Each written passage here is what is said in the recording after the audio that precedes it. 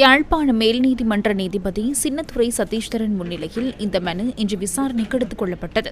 சாவகச்சேரி நகரசபை உபதவிசாளர் பதவி மற்றும் நகரசபை உறுப்புரிமையிலிருந்து தன்னை நீக்கி வடமாகாண ஆளுநரால் வெளியிடப்பட்ட வர்த்தமானி அறிவித்தலை ரத்து செய்யுமாறு கோரியும் அதற்கு இடைக்கால தடை விதிக்குமாறு கோரியும் மனுதாரரான ஞானப்பிரகாசம் கிஷோர் தனது மனுவினூடாக கோரிக்கை விடுத்திருந்தார். இன்றைய தினம் முதலாம் இரண்டாம் எதிர்மனுதாரர்கள் சார்பில், அதாவது கௌரவ ஆளுநர் மற்றும் உள்ளூராட்சி ஆணையாளர் சார்பிலே பதிலை பக்கம் தாக்கல் செய்யப்பட்டு ஆட்சேபனைகளை தாக்கல் செய்வதற்கு மீளவும் தவணை கோரப்பட்டிருந்தது.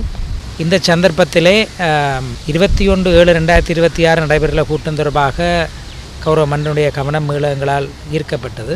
இது தொடர்பிலே தமது கட்சிக்காரர்களை அணுகி அவர்களுடைய நிலைப்பாட்டை அறிந்து வருமாறு கௌரவ மேல் நீதிமன்றம் அரச சட்டவாதிக்கு வழங்கிய அறிவுறுத்தலின் பிரகாரம் அரச சட்டவாதி குறித்த 21/7/2026 கூட்டத்தை 28/7/2026 வரை பிற்போடுவதற்கு தற்போது கௌரவ மன்றிலே சம்மதம் வழங்கியுள்ளார். முதலாம் இரண்டாம் எதிர்மனுதாரர்கள் தங்களுடைய ஆட்சேபனைகளை தாக்கல் செய்ய வேண்டும் என்றும் இந்த வழக்கிலே இறுதி விவாதமானது 24/7/2026 யாழ்ப்பாண மேல் நீதிமன்றத்திலே எடுத்துக்கொள்ளப்படும்.